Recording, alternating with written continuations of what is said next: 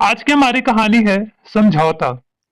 आज हमारे restaurant Kapoors food court के काउंटर पर एक नया चेहरा था। कल तक इस काउंटर पर हमारे पुराने मैनेजर रमेश कुमार हुआ करते थे। आज भी जब इस काउंटर पर नजर पड़ती है तो मैं अपने पुराने ख्यालों में खो जाता हूँ। दोपहर का समय था, करीब दिन के 2 बज रहे थे।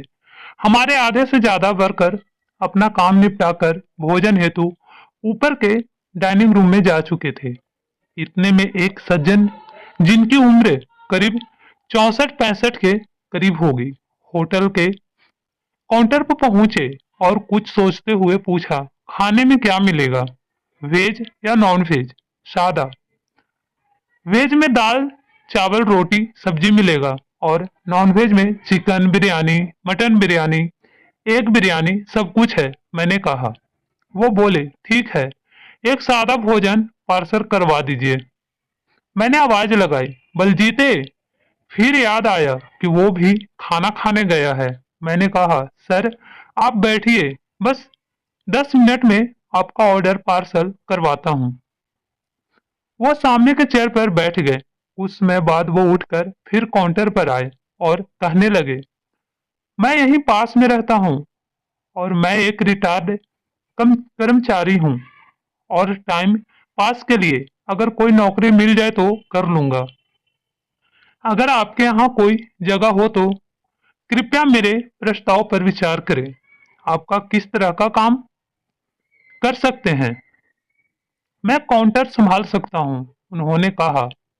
आपका क्वालिफिकेशन बीए कॉम एमए ठीक है, पर आपको ज्यादा सैलरी नहीं दे पाऊंगा। मात्र 15,000 तक दे सकता हूँ।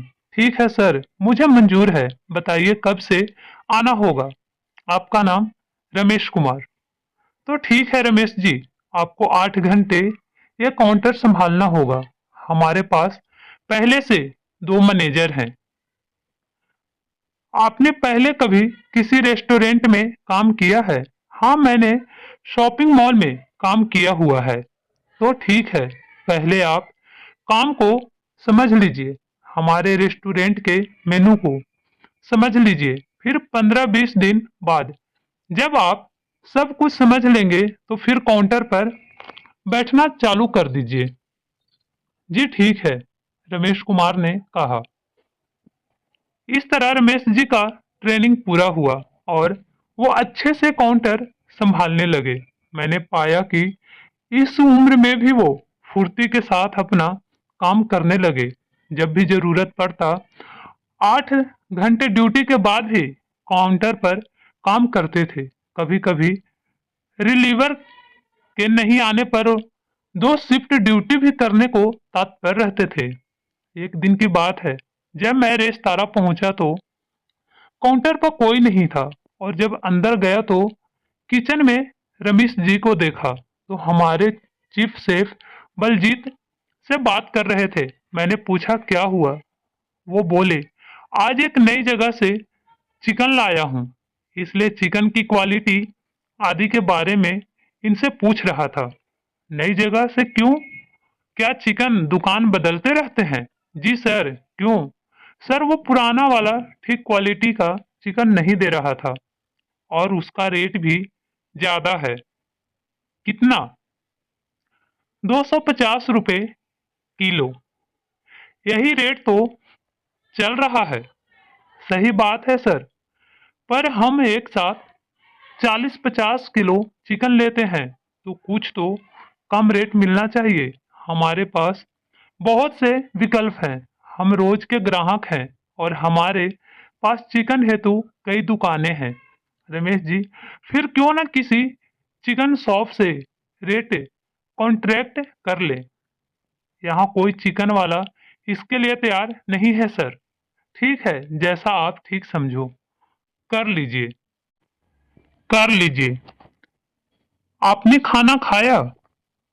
जी नहीं, सेकंड शिफ्ट मैनेजर का इंतजार कर रहा हूँ। ठीक है रमेश जी, उनके आने तक मैं काउंटर संभालता हूँ। आप खाना खा लीजिए, दिन के करीब 3 बज रहे हैं। फिर रमेश जी ऊपर डाइनिंग रूम की ओर बढ़ गए और जाते जाते वेटर को आवाज देकर खाना ऊपर भेजने को कह गए।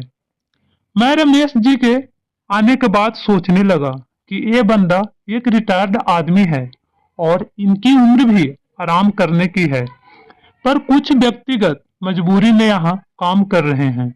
अगर ये चाहते तो सीधे बाजार जाकर किसी भी दुकान से चिकन खरीद सकते थे, पर उस चिकन खरीदने हेतु 1 घंटा बाजार में घूम घूम कर मोल भाव करना यही दर्शाता है कि यह बंदा अपने काम के प्रति कितना समर्पित है और ईमानदारी से सब कुछ साफ साफ बता भी दिया।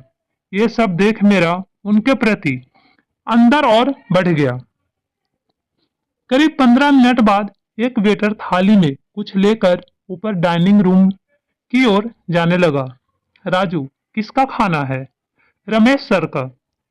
मैंने काउंटर से उठकर वेटर के करीब पहुंचा और थाली में देखा तो उसमें 2 चपाती, थोड़ा सा सादा चावल, 1 कटोरी दाल और 1 कटोरी दही, आलू पालक की सब्जी और थोड़ा सलाद है।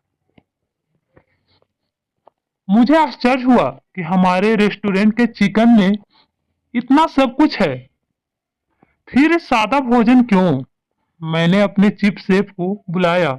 बलजीत, इतना सब कुछ किचन में है और रमेश जी को ये खाना भेज रहे हो? क्या रमेश जी नॉनवेज नहीं लेते? मैंने वेटर के हाथ की ओर इशारा किया, जो रमेश जी का भोजन थाली लेकर अभी भी वहीं खड़ा था। सर, रमेश जी का खाना बहुत सीमित, सादा व संतुलित होता है। हफ्ते में एक ही दिन नॉनवेज खाते हैं। वही 2 चपाती, थोड़ा सा चावल, दाल, दही वगैरह और रात में सिर्फ 2 चपाती दूध के साथ, बस।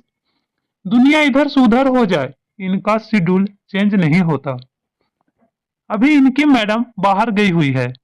उनके साथ में रहने पर कितना भी देर हो जाए घर पर ही खाना खाते हैं, और कितनी भी जबरदस्ती कर लो रेस्टोरेंट से कुछ लेकर नहीं जाते। ठीक है राजू, जा दे रमेश जी को थाली। राजू थाली लेकर ऊपर चला गया। मुझसे रहा नहीं गया और मैं भी कुछ समय पश्चात ऊपर डाइनिंग रूम की ओर बढ़ गया। ये क्या रमेश जी, इतना सब कुछ है अपने यहाँ, और आप तो हो कि बिल्कुल सादा भोजन ले रहे हो? डाइनिंग रूम में प्रवेश करते ही मैंने रमेश जी से सवाल किया। मुझे देख रमेश जी उठने लगे तो मैंने कहा, अरे नहीं, उठने की जरूरत नहीं, पहले आप भोजन समाप्त कर लीजिए। रमेश जी अपने स्थान पर वापस बैठकर भोजन करने लगे। फिर भोजन समाप्ति के बाद हम दोनों कुछ समय वहीं बैठकर गपशप करने लगे। रमेश जी आपने मेरे सवाल का जवाब नहीं दिया। सर, मैं चटपटा भोजन कर अपनी आदत खराब नहीं करना चाहता। वो कैसे? सर, पहली बात यह है कि मेरी उम्र 65 के करीब है और मुझे इस तरह के भोजन से पाचन में परेशानी होती है। दूसरी बात, रिटायरमेंट के बाद से ही हम लोग आर्थिक परेशानियों से गुजर रहे हैं और उसी के चलते मुझे इस उम्र में नौकरी करनी पड़ रही है, और रिटायरमेंट के बाद इन 5 सालों से ऐसे ही भोजन की आदत पड़ चुकी है, और अगर आज इसे बदलने की कोशिश करता हूँ तो ये ना तो मेरे स्वास्थ्य के लिए और ना ही मेरे पॉकेट के लिए ठीक है। रमेश जी, वो तो ठीक है, पर अभी आपके पास अच्छे भोजन का विकल्प है ना?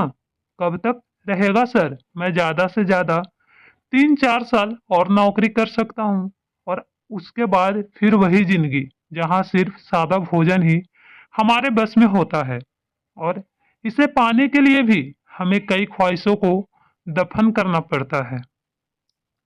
सर, बचपन से एक बात सुनने में आती थी कि इंसान जीने के लिए खाता है या खाने के लिए जीता है।